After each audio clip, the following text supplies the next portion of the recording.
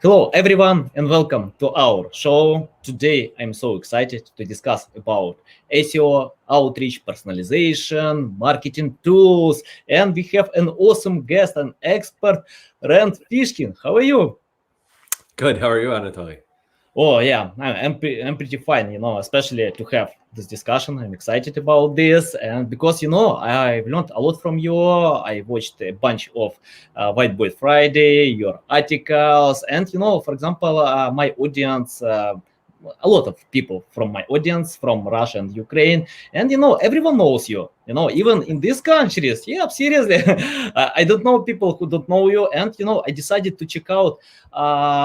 From my audience on LinkedIn, and I asked them, who is Rand Fishkin? Do you know him? And 27% replied, yes, we know, but 73%, sorry, they don't know you. Can you Great. tell? Can you tell them who is Rand Fishkin? Sure. Let's see.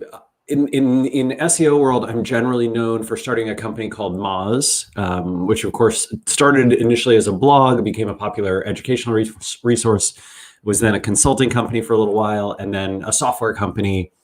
And I was the CEO there for a long time and stepped down in 2014 and then left the company a few years ago and started a new one called SparkToro. I also wrote a book called Lost and Founder, which you can, right, mirror image, which you can see behind me there. And I speak at a lot of conferences and events, mostly in the United States and Europe, and am well known for blogging and writing, and I have a reasonably sizable social media presence in sort of the web marketing world. So that's a little bit about me. Cool. Yep. Yep.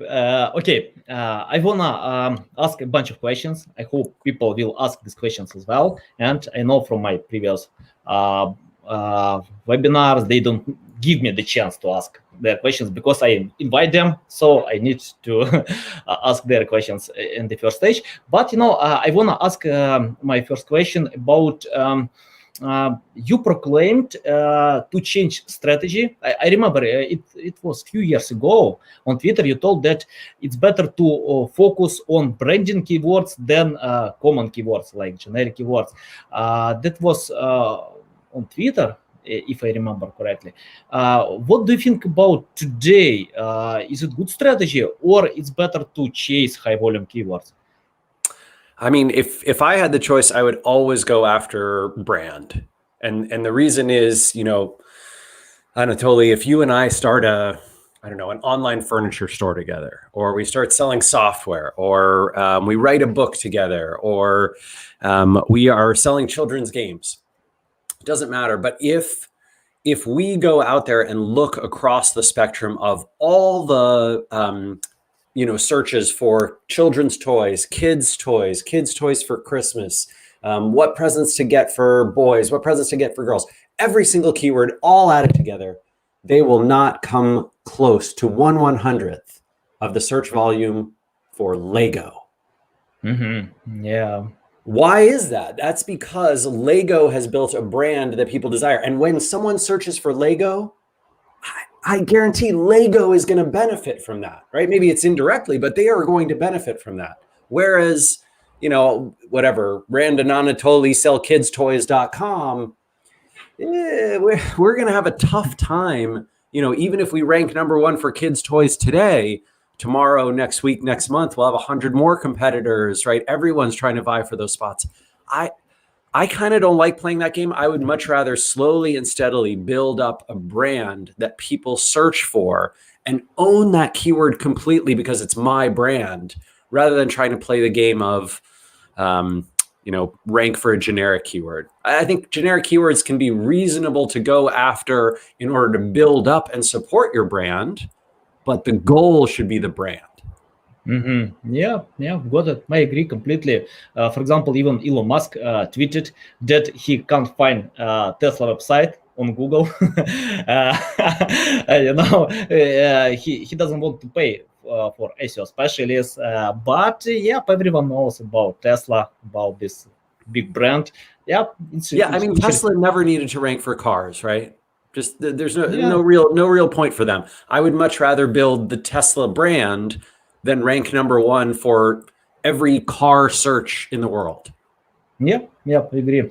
Okay, I wanna share a short story. I remember when you told about CTR, that it's ranking factor. After this, Gary Ellis replied, it's not ranking factor.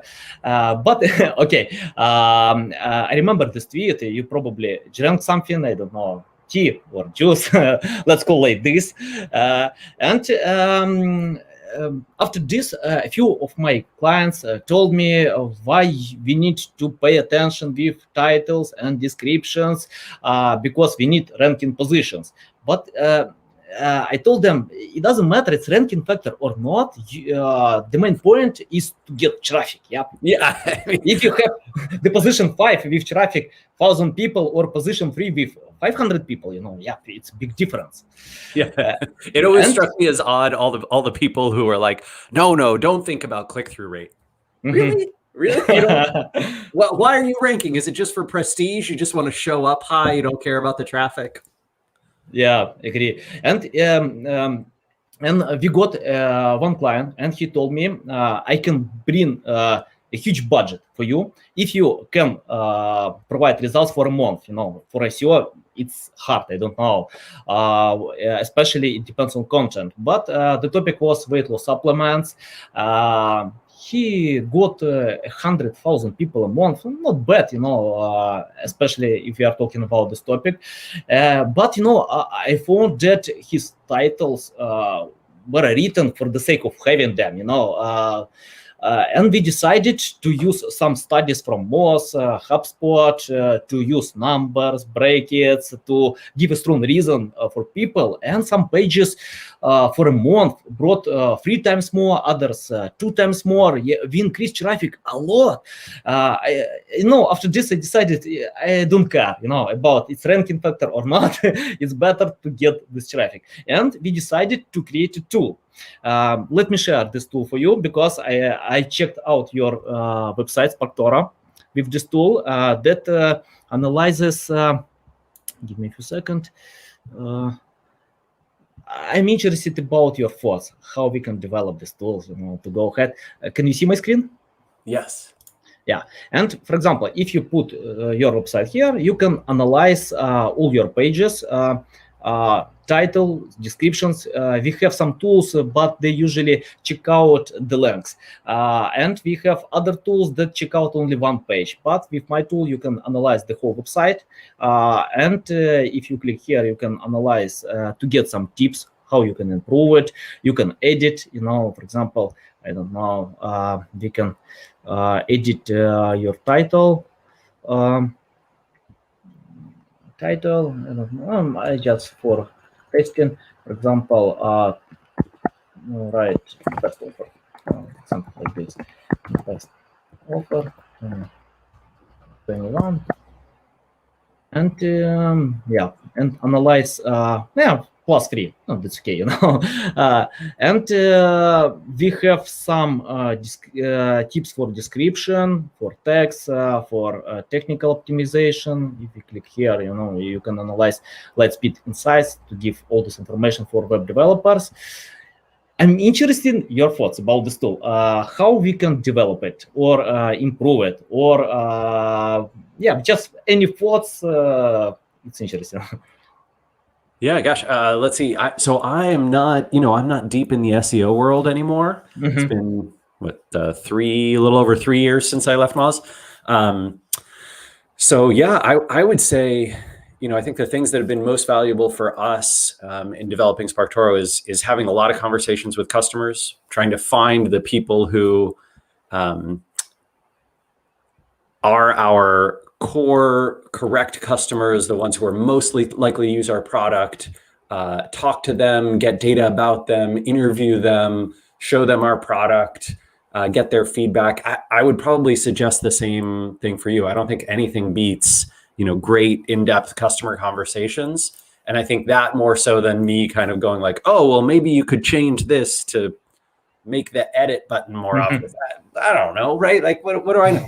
But if you talk to your core customers, the people who you really want to attract and you want to get value from that, and you ask them pointed questions about how much value they're getting from it and what alternatives they use to solve their problem today, and which problems they feel are very useful that the tool solves and not so useful that the tool solves, and things they don't use in it, things they do, I think you'll get some great feedback. Yeah, got it. Yeah, I agree. And I usually check out websites on LinkedIn and send the reports for my clients and ask their feedbacks. It helps to find bugs, to fix something. Okay, we have the first question from Nikolai Shmechkov.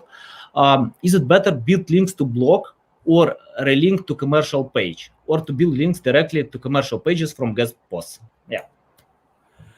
Is it better to build links to blogs and relink to the commercial page? Gosh, I guess, let's see. So when I do link building, I generally do it as PR, digital PR. I'm outreaching. If I get the link, great. If I don't get a link, I don't care, because they mention my brand name, and that's all I'm really looking for. In my opinion, Google is counting brand mentions anyway.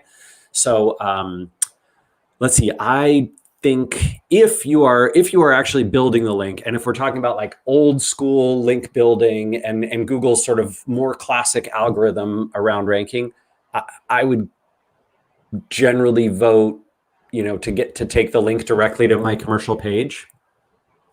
That's where I would take it, rather than going through, blog to commercial page. But look, these days,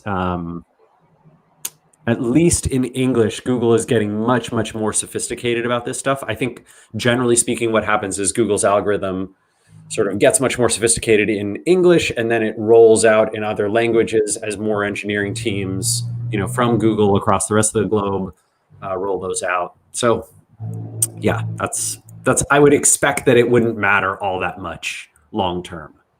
Yeah, interesting. For example, I often see different opinions. For example, if I ask Craig Campbell, he told, yes, you need to build links for commercial pages because he uses some different methods like Black Hat SEO.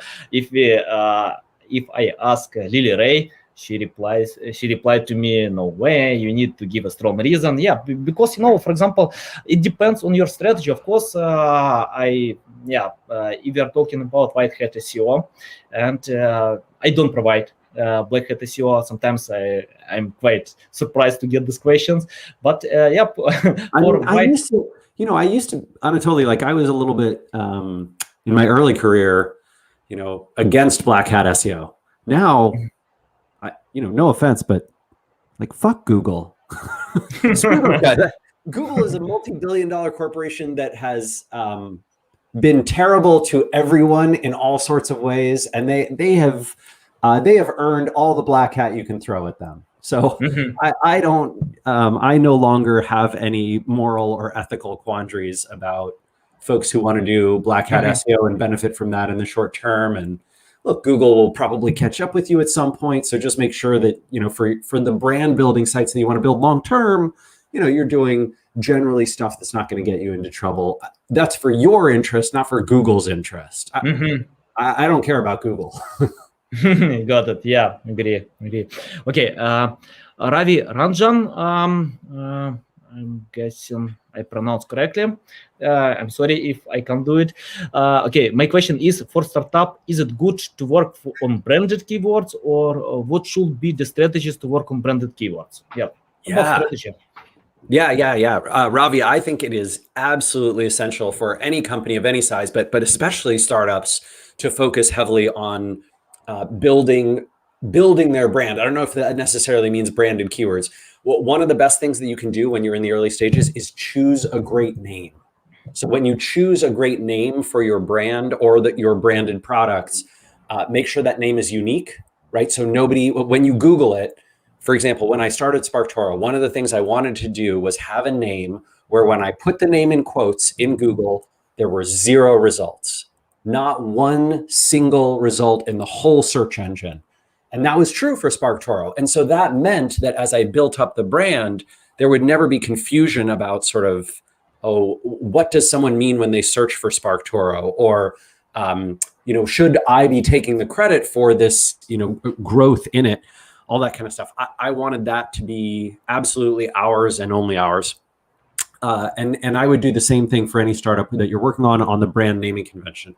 The next thing I would do with brand and branded keywords is I would, as you go out there and, talk about your company, promote your company, I would try and give everyone you possibly can a good reason to want to come to your site and tell people about it and come back again. That will increase branded traffic quite a bit. So for SparkToro, for example, we made a few free tools.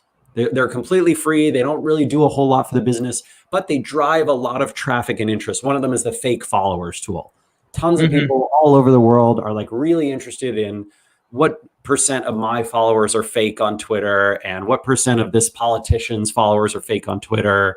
And I don't know, sports teams, like tons of people are using it all the time. We don't do any marketing for it. But because of that, lots and lots of people talk about SparkToro online. They associate us with, social media data and brand tracking data and audience intelligence data and market research data. Great. That's exactly what we're looking for. We want that stuff. So I think those free kinds of viral products that get people coming to you and coming back, that's a great investment for building up brand over time. And then for branded keywords in particular, hopefully, if you've done your work well, you shouldn't need to do a lot to rank for them.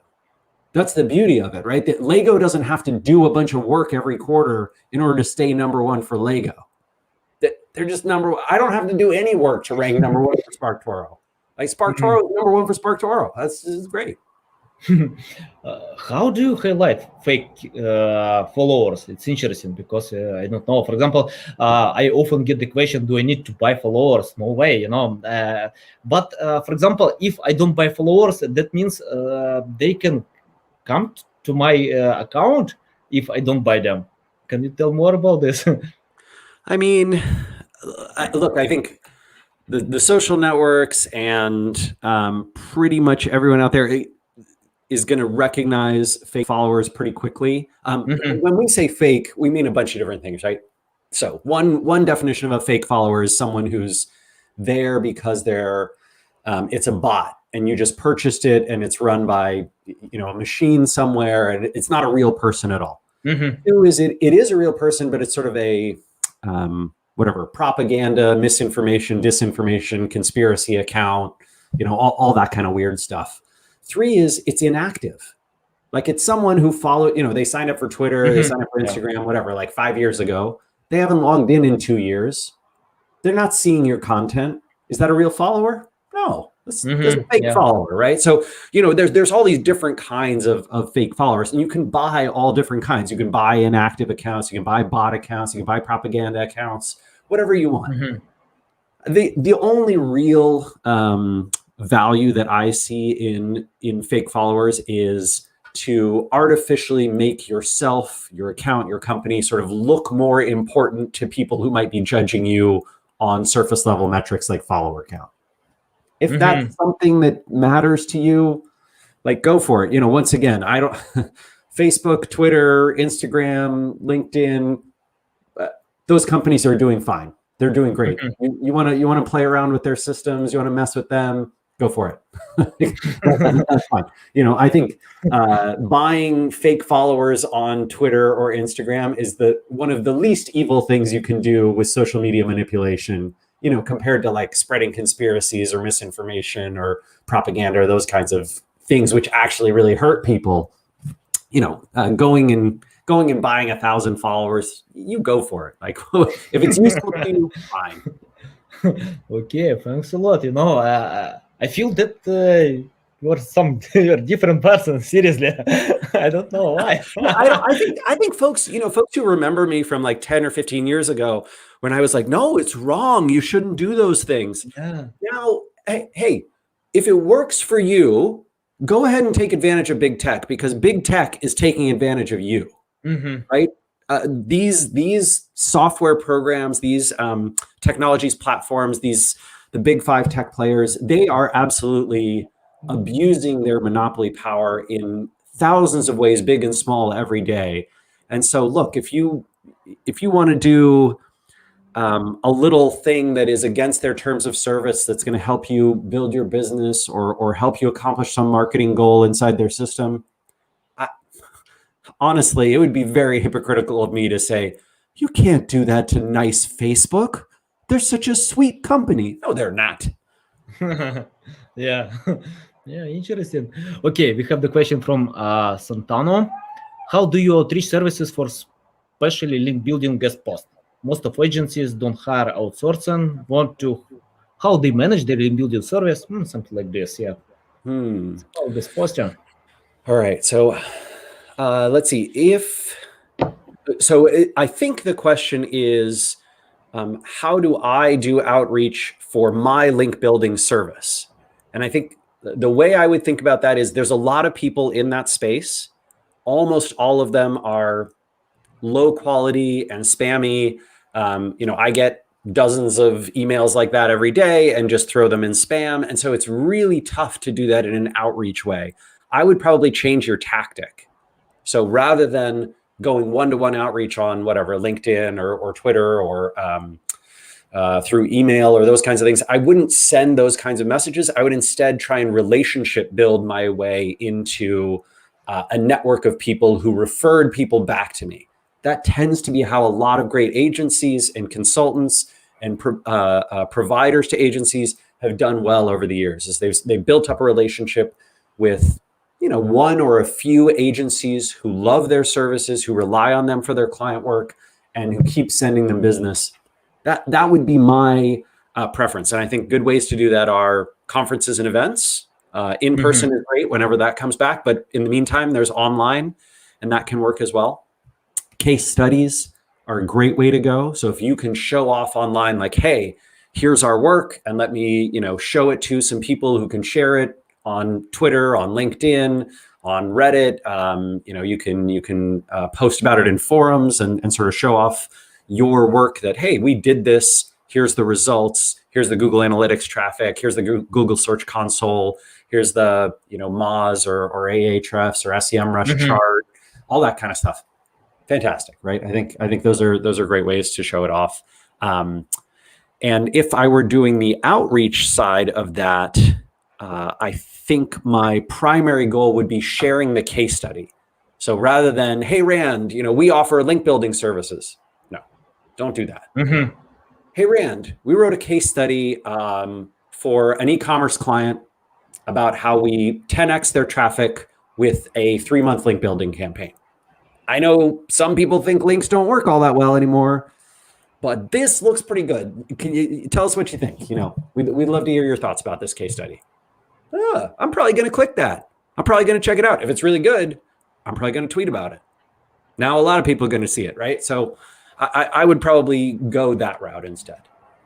Yeah, interesting. When I decided to reach out to you, because I saw you on a show with Paul Andre de Vera. He's my friend. We are talking sometimes, and I've listened a bunch of episodes, audio podcasts with you, and I think, can I do it? To write to Rand Fishkin, I have a chance to get the response even. And when you replied for a few hours, I was, no way. Okay. I definitely need to get you on my show. And I think that I didn't use any templates, just to write a short message. Something like this. I don't know, nothing special. And guys, if you want to get results, don't try to use any templates. Just write your honest message and provide the reason why we need, to have the show or something like this. Yeah. I do have, I think I can chat this to you. So I wrote a blog post on some outreach tips that might be useful to folks. Oh, yes. Put that in the chat. Maybe I'm not sure if it'll show up in comments, but hopefully you can get it. You can send me in the private message, and I will share with the audience. Yeah. Great. Yeah. Obviously, I do a ton of outreach myself, as I'm building SparkToro, and have helped a lot of folks with their campaigns. A number of our subscribers use SparkToro specifically for digital PR style outreach. And so I wrote some tips there that might be useful to folks as well as they're thinking about that kind of how do I pitch someone and get, a great answer? Oh, one of the tips I definitely, you can check them all out, but one of the ones I definitely start with is try and build your relationship first before you send an email. So if I've seen someone a few times on Twitter or LinkedIn, especially, or Instagram or Facebook, a little less, and then I get an email from them, I'm going to reply probably, right? Because I've seen that person, I recognize them, I know their name, I know the icon for their face. This person's familiar to me. We've had some exchanges. Now, I'm much more likely to reply than a cold outreach. Yeah, I use a quite different strategy. It's like I comment a lot. For example, comment marketing. That's great. Yeah. I just find social media accounts. If I wanna to reach out, I submit comments a few weeks, and I don't reply something like this. Thank you, great stuff. No way. I just extend. Yeah, additional value. Ask real questions, have real conversations, engage with that person at their level. You're doing it exactly right, Anatoly.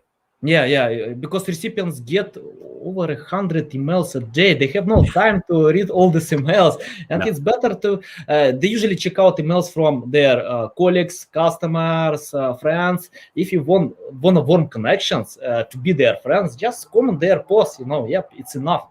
Smart. Yeah. Okay, we have the question from Muhammad. What's your advice for a new agency trying to get first foot on search? Peter working on SEO or branding. People want to ask about branding or communities or media buying. Yeah, media buying, sure. Media buying. Yeah.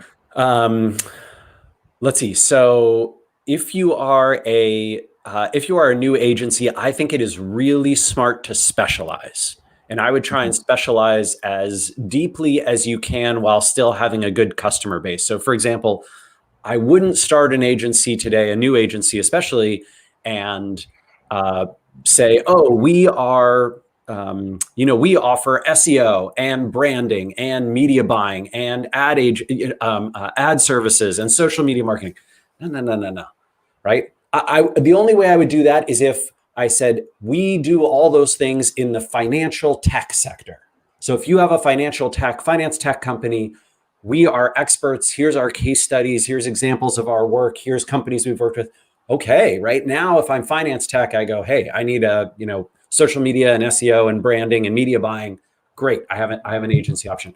But I would specialize on one of those, and I might even go even deeper and say we're the best SEO link builders for software as a service businesses. We are the best media buying agency for authors and publishers. I would go very, very deep and very niche and then branch out from there, because starting niche will give you a competitive advantage. You can say, yeah. All these other agencies offer these services, but they don't know your sector like we do. That's a very compelling pitch. Yeah. Good advice. Yeah. Okay. Let me check out some questions. We have a bunch of questions. I need to choose. Okay.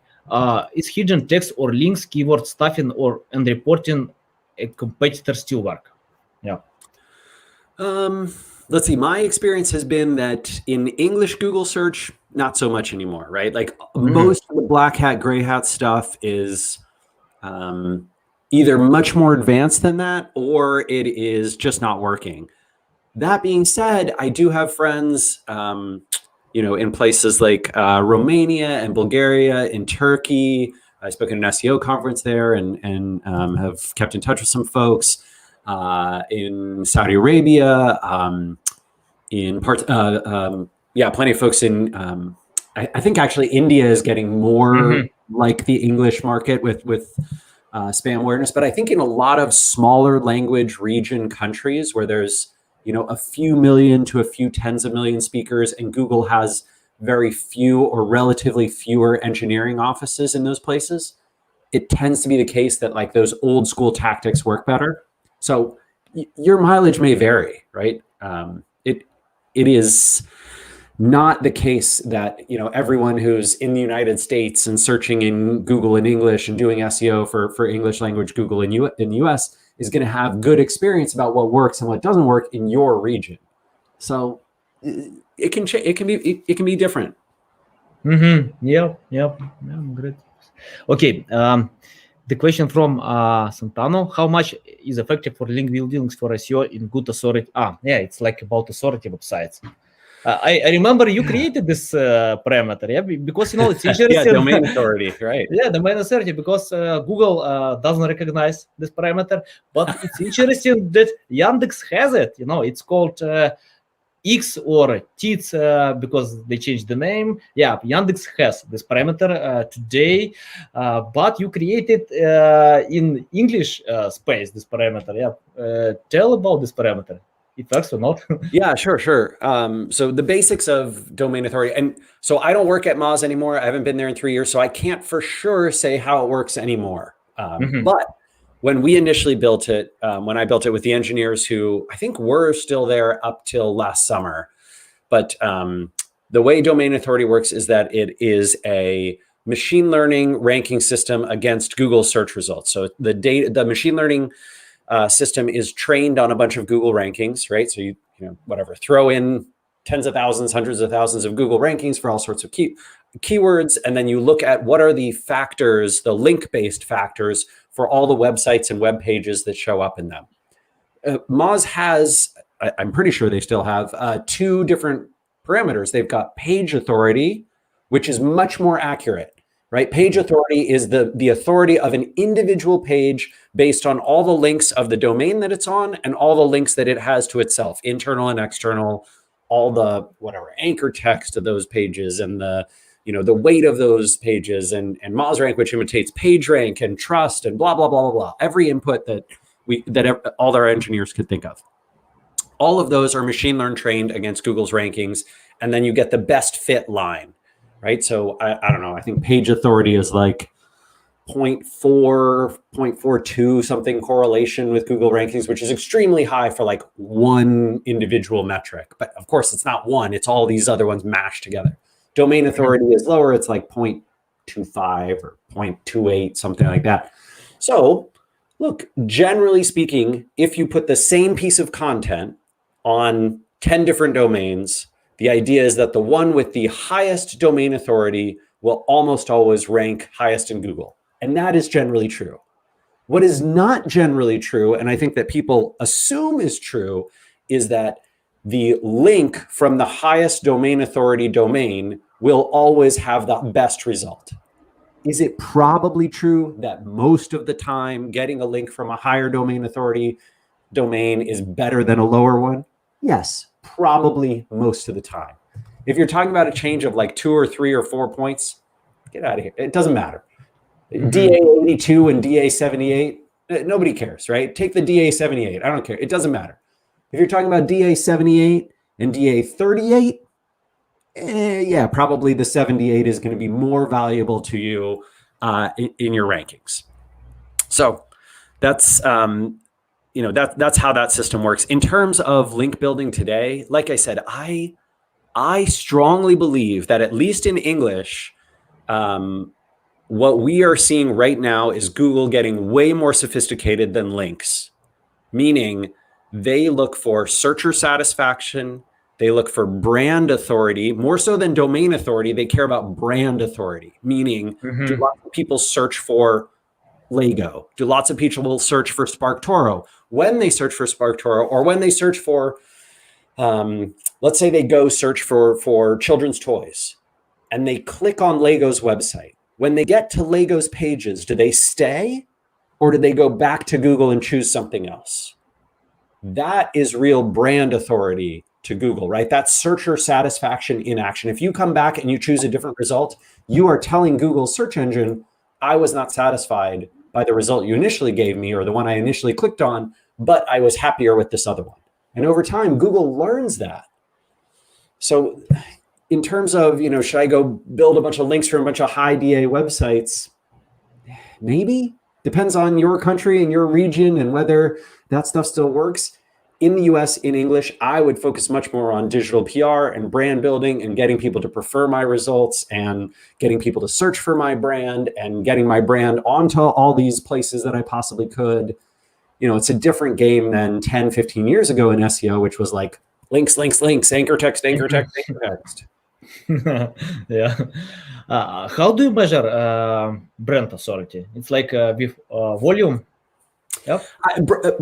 Volume is a decent proxy in my opinion, right? I think the sort of three ways that I think about it are PR tracking. So I'll go to like Google search and Google News, and I'll look for my brand SparkToro and how many times it's appeared in prominent web pages and news sources in the last few days, last week, last month compared to my competitors. And that's a pretty good proxy. The other one is Google Trends.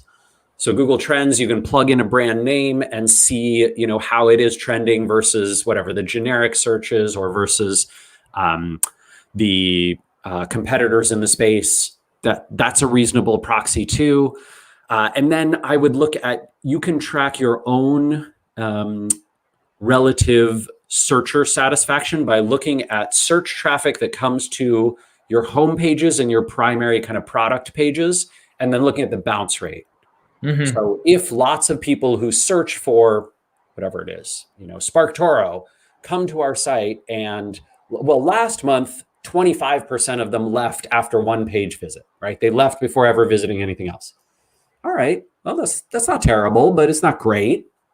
And then this month, it's 40%. Whoa, something's wrong. We did something wrong, or we told a lot of people somewhere, maybe through a PR campaign or a branding campaign or through our marketing and advertising, that we did something and they assumed we did the wrong thing, right? So like they came to our website thinking, I don't know, we helped with SEO, right? Obviously, I still talk to a lot of people in SEO. And so they come to SparkToro, they think it's an SEO tool. And then they're like, this isn't SEO. Well, why did Rand go on the SEO tools, thing? Like, I don't want this.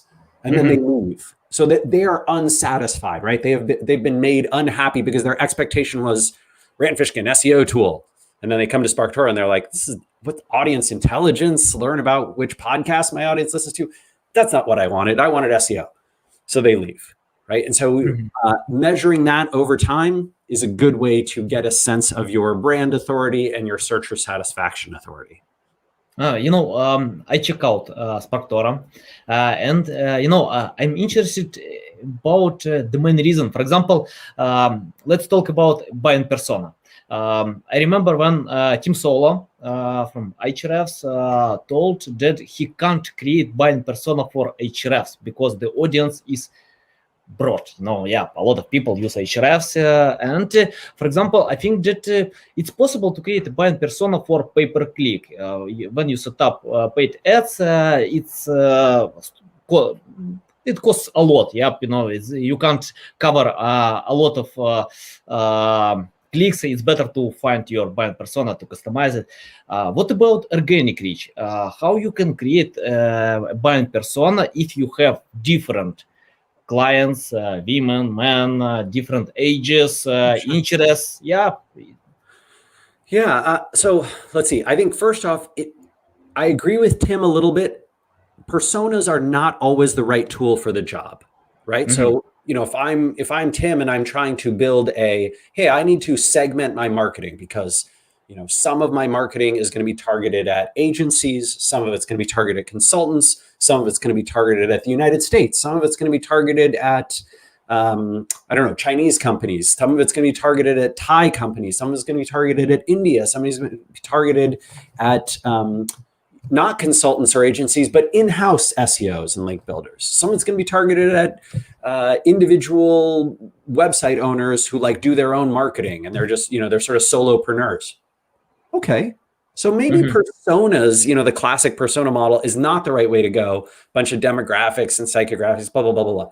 Instead, just segment your audience into, we have this type of buyer, this type of buyer, this type of buyer, this type of buyer. They're in these different regions. They, this kind of marketing is going to work. The same marketing that works for an agency owner in the United States may not work well for an agency owner in the Czech Republic. It's fine. No problem, right? So two different ones, right? Okay, we've got segment 1 and segment 2, they're going to get different types of ads. They're going to get different, we're going to reach them with different marketing channels. We're going to have different landing pages for them. That's great.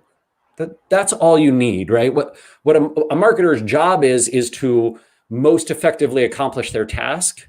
If personas don't do that work for you, then don't use them. Yeah, got it. Okay, we need to ask these questions. We have some questions here. Okay, Nikolai Shmechkov, what do you think about black PR? After all, you can use Trump and get a bunch of publications, in the media mentioning the brand.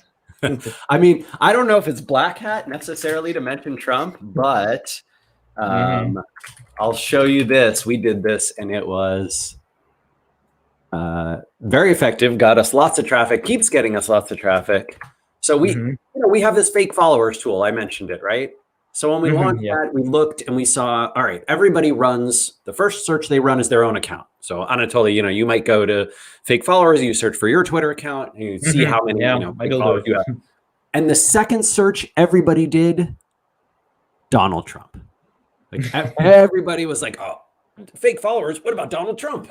and so we wrote a blog post. Like what we did is rather than just leaving it, we were like, okay, usually when we run the analysis, we run a sample of 5,000 or 10,000 accounts. But in this case, let's go ahead and analyze every single follower. So that's what we did. We analyzed every single one of Donald Trump's 60 million followers or something, see how many of them were real and fake.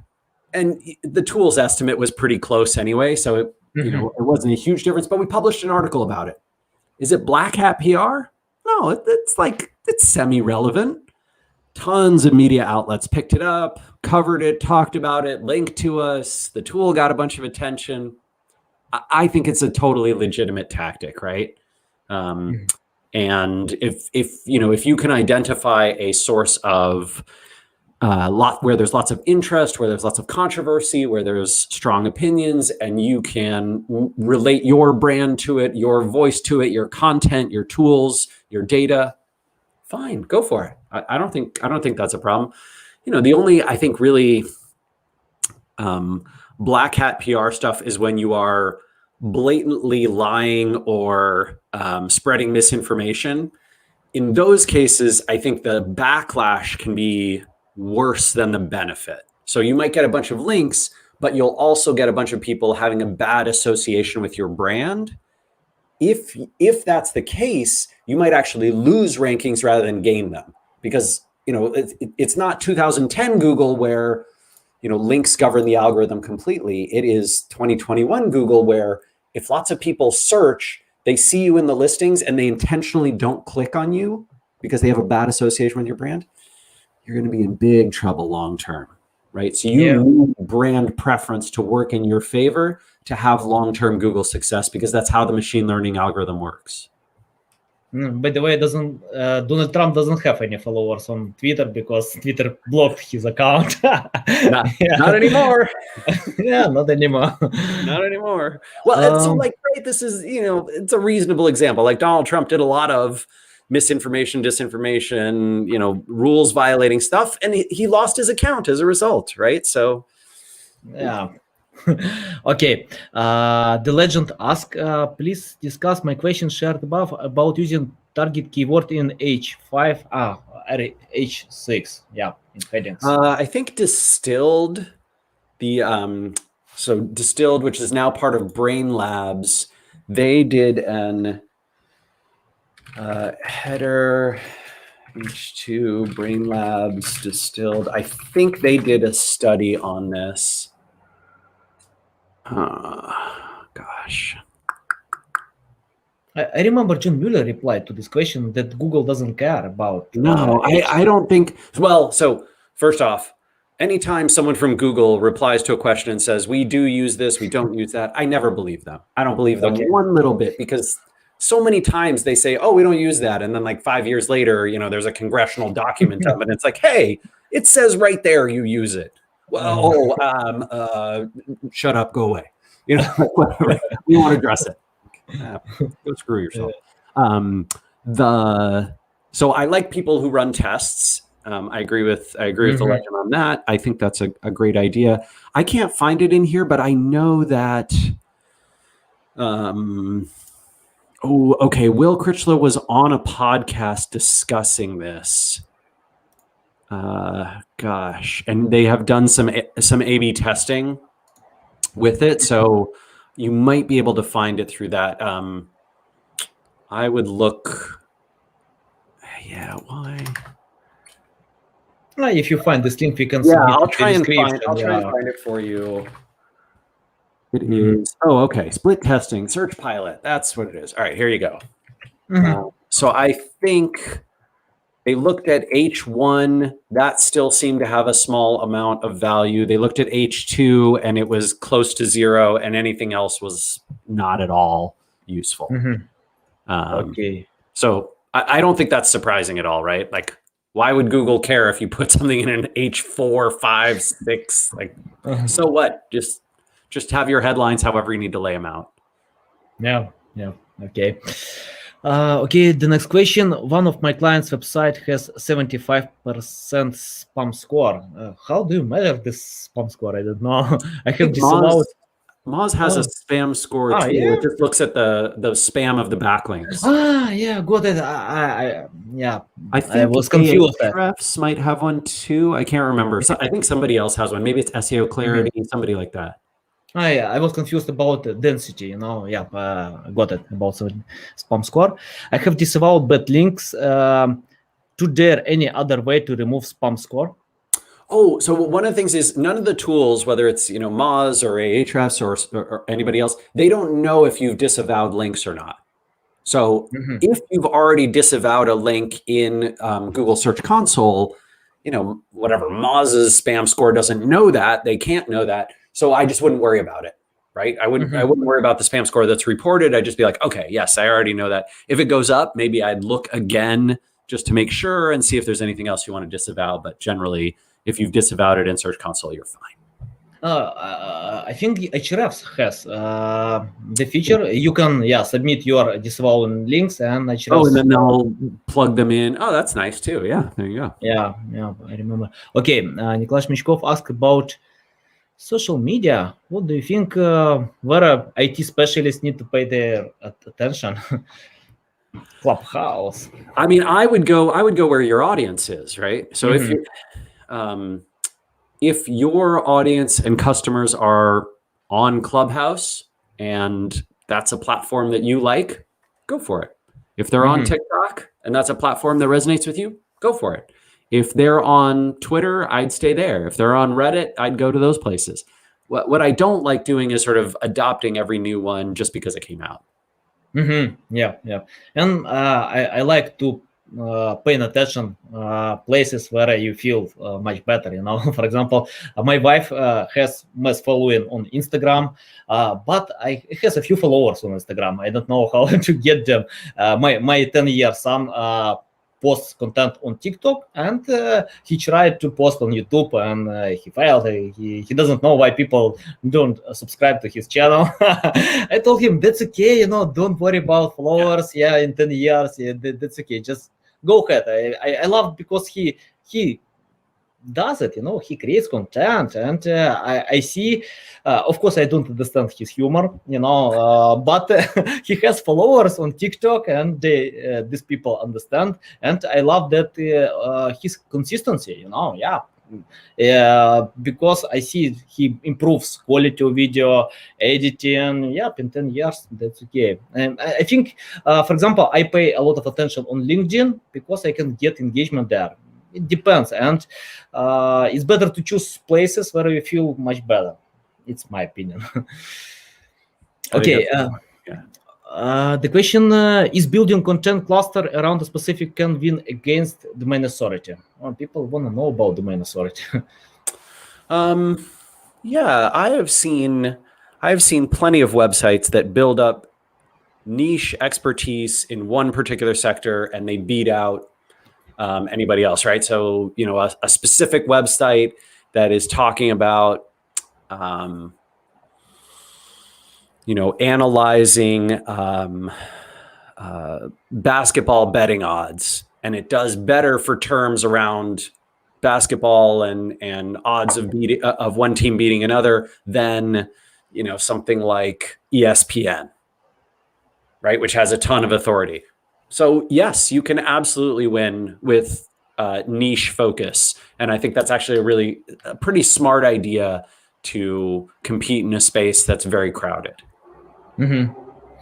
Okay, I have a few questions that people ask me on LinkedIn, and one of them: if you start from scratch, where to pay attention to create content, to think about link building, or to build your name on social media, to create brand awareness?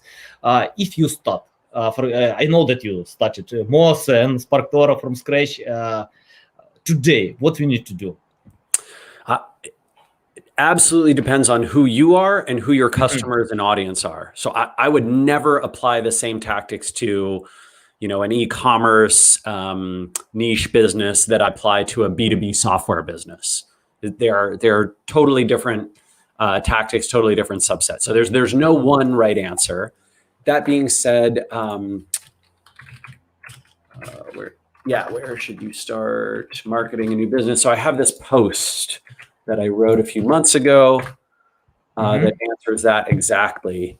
And basic story is I really like picking something that serves your potential audience, an area where you can provide unique value, differentiated from everybody else, and somewhere where you actually have personal interest. So if you hate TikTok, or you hate Twitter, or you hate content marketing, don't do it. It's not going to work well for you. You're never going to get great at something you absolutely despise. Pick something where you have personal interest and your audience is there and you can create unique value. That tends to work well. No, I think a lot of people try to copy Gary Vee. He has mass following everywhere. But, I think, but Gary Vee is terrible advice. Look, Gary Vee is serving a lot of Fortune 2000s, huge brands with massive teams, right? With who can easily hire 1,000 social media marketers and a bunch of agencies to manage their presence across every potential platform.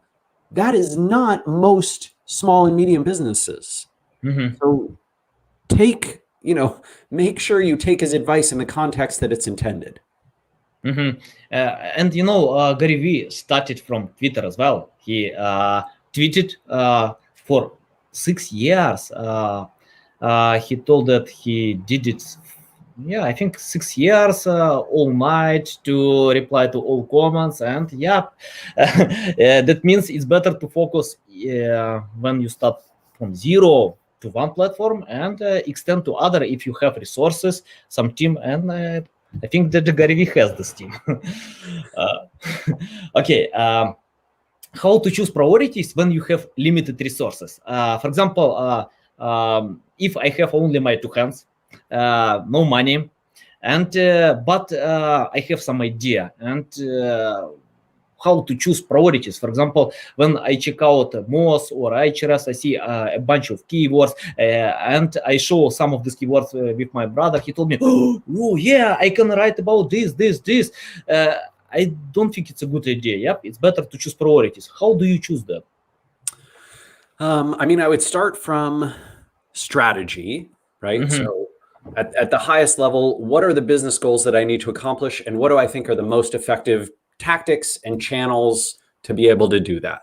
Then I would go into, okay, we've decided that SEO or content or digital PR or research or free tools or whatever it is the tactic that's going to work best and the channel that's going to work best.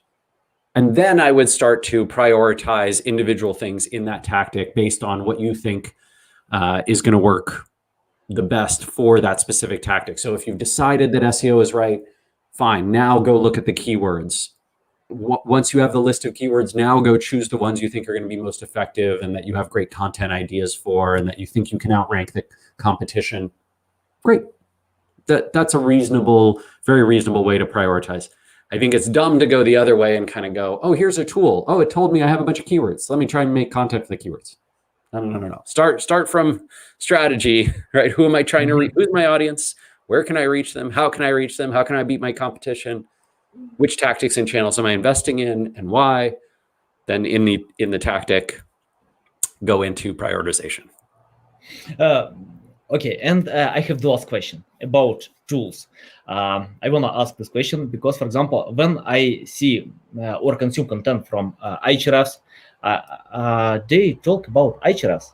If I check out SEMrush, they talk about SEMrush. But if I check out your content, you share content, Ahrefs, SEMrush, Moz, or anything else, BuzzSumo. What's the reason? Yeah, I don't like and don't resonate with very self-centered and self-promotional content. Doesn't work well for me. I don't think it's the best tactic for attracting the kinds of customers that I want to work with. And so, I think if you visit a website or you read someone's content and they only ever talk about things that benefit themselves, you're going to stop believing them. You don't trust them anymore, right? I think I would like to be a voice that people can trust, right? Even if something is against my self-interest, I will still talk about it if it is useful to you, to my audience, to the people who are listening to me. And because of that, I think, this is a reason why Moz and me were able to build up a very big content platform. I think Ahrefs and SEMrush nowadays are both bigger than Moz in terms of software subscribers, like subscribers to their tools, but neither of them are as big in terms of content and education. And that's part of the reason why. Yeah, got it. Okay. I apologize. I only have like 2 minutes left, so. Okay, sure. Just tell where people can find you. I think, I wanna ask about how they can reach out to you because I did it on email, but tell about the best way and give a strong reason why people need to buy SparkToro today. Well, so look, SparkToro is not an SEO tool. It's a great tool for finding, if you need to know, hey, my audience is, chemical engineers in the UK, or I am selling to people who love dogs in Canada, or I am trying to reach an audience of people who care a lot about fashion in California. SparkToro can tell you what websites do they visit, which social accounts do they follow on which networks, what podcasts do they listen to, what YouTube channels do they go to, what press sources are they paying attention to. And then you can sort of check the sources you're interested in, add them to a list, get all the email contact information, and start a PR, digital PR campaign or an outreach campaign, or go buy advertising, whatever your tactics are. So that is hard data to come by if you don't have SparkToro. I don't know anyone else who offers that right now. You can absolutely, if raw link building is your goal, Moz or Ahrefs or SEMrush or Systrix or Majestic or any of those platforms are great for you. But if learning where your audience hangs out and doing digital PR is what you want to do, SparkToro is free. You can try it for free. You can build a list for free. You can run 10 searches a month for free at SparkToro.com. And if you have questions about it, you want to chat with me, I am most active on Twitter where I'm at Randfish. And I also blog at SparkToro.com/blog about all sorts of stuff like we've talked about and shared today. Okay, cool. Okay, guys, you can find all these links in the description below. Just open it and reach out to Ren Fishkin and use SparkToro. Okay, thanks a lot for your time. Thanks for watching this video. It was great joining you. I really appreciate it. Okay, thanks a lot. Thanks. Okay, take care, see you. Bye.